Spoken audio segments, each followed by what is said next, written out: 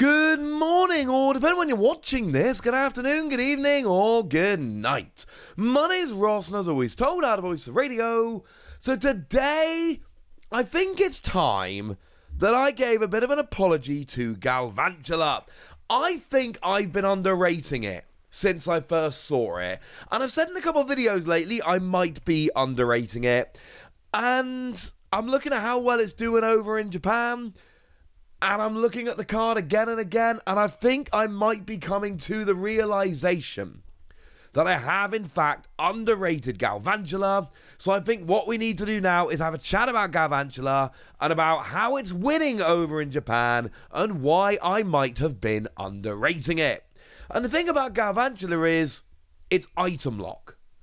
An item lock has always been good. Seismitoad ruled the format for years with item lock. Item lock is good, but here's the thing. In order for item lock to work, it must be something which can be done fairly easily, like, for instance, a basic Pokémon that you just attach a double colourless energy to, for argument's sake. But it's not just that. You also need to be able to really be able to do enough damage so that your opponent doesn't just set up really slowly under item lock anyway and beat you. And the more I look at Galvantula, the more I realise it is doable to actually stream this turn after turn. And the amount of damage you're doing, it ain't bad, ladies and gentlemen.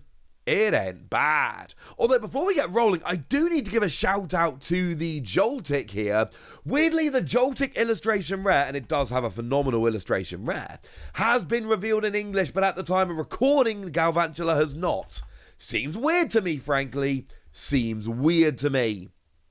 But the Joltik here has got a really rather awesome attack that allows you to attach 2 energy that are lightning, and 2 energy that are grass from your deck to your Pokemon, which is clearly absurd.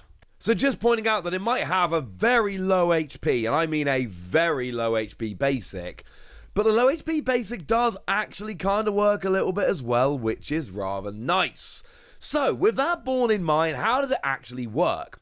Because you see, with Galvantula here, we're not really talking about the first attack. The first attack for 2 energy does 110, or it does 220 to an EX or V. It's fine, but the whole point here is that you're trying to item lock your opponent, and if you use this attack, you break the item lock, and you don't want to break the item lock, so you don't really want to be using this attack. What we've got is a second attack here, 1 grass, 1 lightning, 1 fighting, 180 damage. And you have to discard all energy from this Pokemon, not ideal. But then during your opponent's next turn, they can't play any item cards from their hand. Bearing in mind tools are no longer items, so it's not quite as good as it used to be, but still, no item cards next turn. And the downside with Galvantula, very simply, is you have to discard all free energy in order to get this rolling. So what do we do?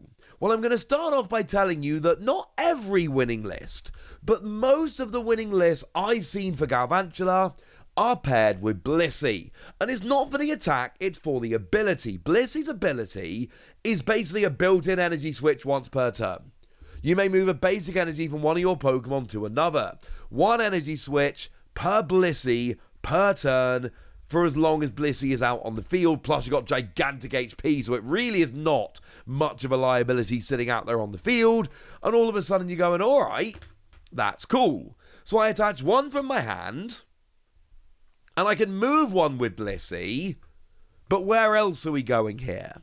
Well, there's 2 new item cards that came out in the past 2 sets, which are going to help very much indeed. From Stellar Miracle, we've got Glass Trumpet. Glass Trumpet, great item card, lets you attach a basic energy from your discard pile to each of 2 benched colourless Pokemon. So Glass Trumpet attaches to Blissey. Hopefully you've got 2 Blissey out, honestly, and it attaches to both of them. But then you can move them again. So if I've got 2 Blissey on the board, this will attach 2 basic energy anywhere on the field. This is clearly phenomenal, and you're attaching for the discard, which is great because you've been discarding, etc. This is phenomenal. The other one comes from Night Wonder, and this is actually a tool. It's Power Hourglass, and I do enjoy the assonance there. And this is a Pokemon tool that you attach to your Pokemon, and if it is attached to your active Pokemon at the end of your turn, you get to attach an energy, basic energy, from your discard pile to it. So you discard 3 energy with Galvantula, but this tool will immediately get 1 back. You attach 1 for your turn attachment for the turn, and then Glass Trumpet Blissey, for instance, will get the other one there quite nicely. And hopefully at this point you can start seeing how this is actually going to start winning, which is kind of awesome. But there are a couple of other options as well. We see that it seems to be roughly 50-50 split. About half of the decks here are playing the new Sparkling Crystal tool card. Now, obviously, it's a tool, so it can't be combined with Power Hourglass. Very important to note. But it just reduces the attack cost by 1 energy of any type for a Terra Pokemon, which Galvantula very obviously is. So in this way, it becomes a 2 energy attack, discard 2, and then, 1 from your turn, 1 from Blissey, or whatever. It will help in that regard. The other one we've got here is Crispin. Crispin lets you search for 2 basic energy of different types. 1 gets attached, and 1 goes into your hand. So you get 1 energy from your tool or from Blissey, and then this will not only get to attach an energy, but also give you the right energy to attach for your turn attach, and there we go. In terms of lists, generally speaking, we tend to see that if players are playing the Sparkling Crystal tool, then they're really going for Blissey and Glass Trumpet, although they may be playing Power Hourglass as well. If they're not playing the Sparkling Crystal, then they're actually generally playing Hyper Aroma, because Blissey's a stage 1, Galvantula's a stage 1, and then in that case they're probably playing a little more in terms of Glass Trumpet and Power Hourglass. They will up the counts a little bit to make up for the fact that they're not playing the tool. Although remember, the tool is a one-off. You're also far more likely to see Crispin in decks with Hyper Aroma than you will in decks with Sparkling Crystal. But there's still plenty of Sparkling Crystal decks out there that are playing Crispin in decent numbers as well. Again, there's a lot of decks out there, I'm just giving you some impressions. But those are essentially the options. And at this point, I'm hoping you can all look at this and go, oh, yeah, there's a lot of different ways to get the energy. We got Power Hourglass and Sparkling Crystal as your tools. We've got Glass Trumpet, which really needs to be combined with Blissey. And we've got Crispin. Getting an extra 2 energy per turn with all of that going on, it's not that easy if you're not a Terra Pokemon, but you are a Terra Pokemon.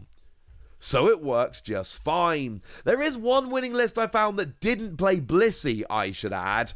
Instead, it played Terrapagos. I'm really not as much of a fan of this. Then you have to go Glass Trumpet, but you have to go full-on energy switch at that point, which I think is honestly kind of annoying, and I'm just not a fan of it. And losing that energy switch from Blissey every turn, you do gain a really nice attacker, don't get me wrong. It's a really nice attacker in terms of being a basic Pokemon, not having to discard all of your energy every turn, etc. But I'm going to be honest with you, I don't like this nearly as much. Obviously, the Terrapagos list had to play Area 0 Underdepths so that you could have the full bench, and then that did open up playing Hoot Hoot for consistency as well, which is cool. But I'm going to be honest with you, I am skeptical of the Terrapagos builds here. I really do think just playing it with Blissey is the way to go, because you're opening up the Glass Trumpet play so ridiculously nicely all the time that I do think that is the way to go. Worth noting that all of the Galvantula Blissey decks did play Bibarel. A 2-2 line is standard here, because that gets you extra draw power as you go through.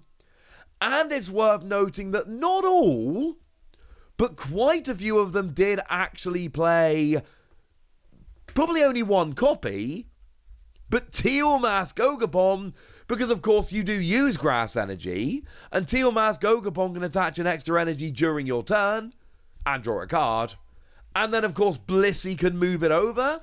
So generally played as a one-of, but significant that we did see this actually popping up in a bunch of the decks, which I think is pretty cool.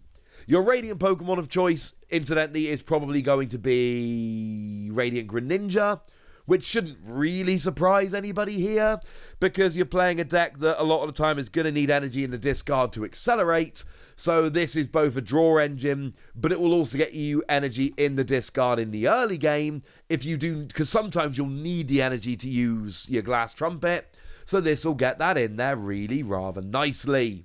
So let's show you a few example lists before we get out of here. Now, here's the Galvantula Terrapagos list. This one is very different. Like I say, we got Knockdown and Area Zero Underdepths. And I'm not a huge fan of this one personally, because it doesn't seem to have the item locked down as well. And that is what Terrapagos really excels with. But here is a winning list with Blissey. You'll notice this is a Hyper Aroma list. You've got your one Teal Mask Ogapon. You've got your Squawkabilly for some early game. But it really is a Galvantula Blissey deck. And you've got Power Hourglass and Glass Trumpet. And there is even a Crispin there as well. Here is a second list, which you'll find is honestly fairly similar. But this time we've got Sparkling Crystal, but only 2 copies of Power Hourglass. You see Mew in there. Mew is one that we do tend to see popping up a fair bit as well for a bit of consistency. And also because you're moving the energy round, you actually can move the energy to Mew and use it to copy attacks of your opponent. And then here's the final list, another Hyper Aroma deck. You've got one Squawkabilly, you've got one Teal Mask Ogapon, you've got your 2-2 Bibarel list, and then you've got your 4 Glass Trumpet and your 3 Power Hourglass, but no Crispin in this deck. You usually see it as a 1 or 2. This one chooses not to play Crispin, because the theory is between the 3 Power Hourglass and the 4 Glass Trumpet, you're probably going to be okay. That's a theory at least. So there we go, that is Galvantula, and look, like I keep telling you at the moment, the tournaments going on in Japan are relatively small local tournaments. We don't have any big tournaments coming up in Japan until nearly the end of September. It is going to take a while.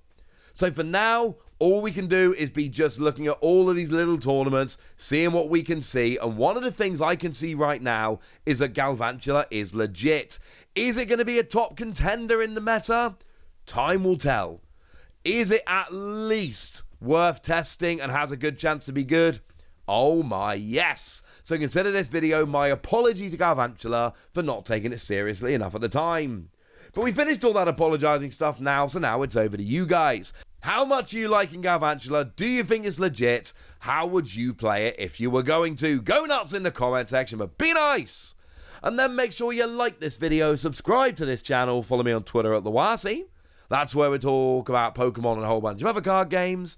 And please do consider checking out patreon.com/PTCG Radio, where you can support the channel, get some bonus podcasts and all kinds of fun things. And get shout-outs on the channel like the lovely Andrew Kincaid, who is a very lovely person who's helped us out with stuff in the past and works at a play lab at some events and is just generally lovely. So shout out to them for the support and the loveliness. But by far the most important thing as always, look after yourselves till next time, would ya? Thank you very much for watching. My name's Ross, and you've been watching PTCG Radio.